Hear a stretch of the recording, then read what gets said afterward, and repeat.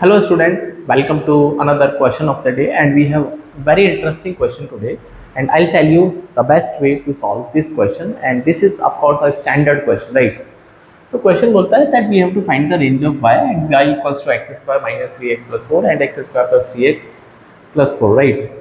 तो सबसे पहले एक दो चीज़ें यहाँ पे ऑब्जर्व करने वाली है, क्योंकि कभी कभी क्वेश्चन डायरेक्ट डेफिनेटली आ सकता है और आपको अगर हैक पता है तो with in 30 second you can solve this question, right? तो ऑब्जर्वेशन क्या है, पहले उस पर बात करते हैं कि हम इस सवाल में क्या क्या ऑब्जर्वेशन है, और उस ऑब्जर्वेशन को अगर हम समझते हैं तो I can solve this question very easily, right? तो एक चीज़ नोटिस करनी है कि यहाँ पर अगर हम डी निकालते हैं, डी, तो ये है बी स्क्वायर माइनस 4ac, तो दैट इज 3 का स्क्वायर या फिर माइनस 3 का स्क्वायर माइनस का 4, ए का वैल्यू 1, सी का वैल्यू 4, तो 9 माइनस 16 दैट इज माइनस 7, जो कि 0 से छोटा है। इसका मतलब ऊपर नीचे D at both the side वो लेस देन 0 है, तो डी लेस देन 0 है। दूसरी इंपॉर्टेंट बात क्या है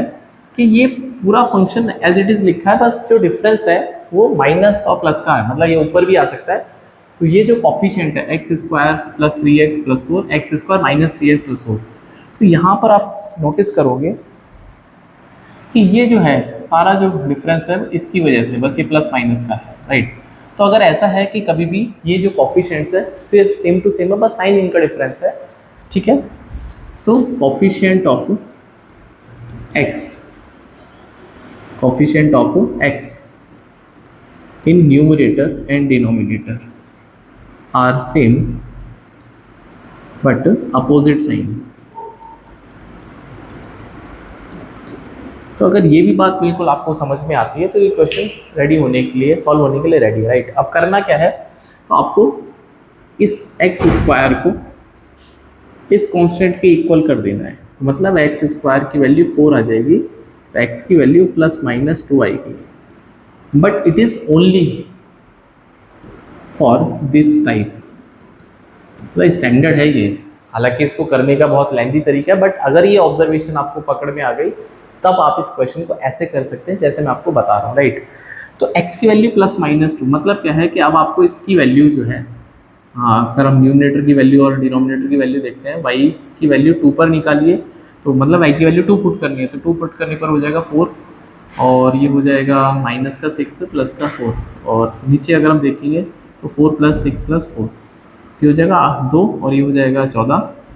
दैट इज़ 1/7, और y की वैल्यू माइनस 2 पुट करने पर हो जाएगा 4, ये हो जाएगा प्लस का 6 प्लस का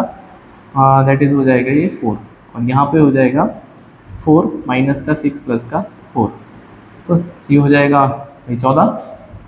और ये उल्टा हो जाएगा दैट इज़ 7, ठीक है? अब इसकी जो रेंज आ जाएगी आपके सामने है आंसर, दैट इज़ इसकी जो रेंज है वो 1/7 से लेके 7 तक है, एंड बोथ आर इंक्लूडेड। तो आई होप आपको ये ऑब्जर्वेशन समझ में आया होगा, ये इसका आंसर हो गया। बट ये तभी पॉसिबल है, ये तभी लगेगा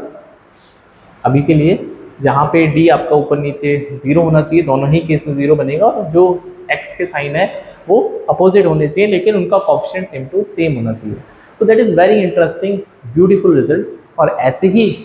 हैक को सीखने के लिए you can join Quant Prep 99, जहाँ पे आपको क्वेश्चन ऑफ द डे के जो क्वेश्चंस हैं वो आपको कंसेप्ट वाइज और शॉर्टकट वाइज और उनके पीछे के जो लॉजिक्स हैं आपको बहुत अच्छी तरह से मैंने एक्सप्लेन किया, और आगे भी करूँगा डेफिनेटली। तो चैनल को सब्सक्राइब करिए, और मिलते हैं नेक्स्ट वीडियो में एक और नए कंसेप्ट के साथ में। Till then join Quant Prep 99।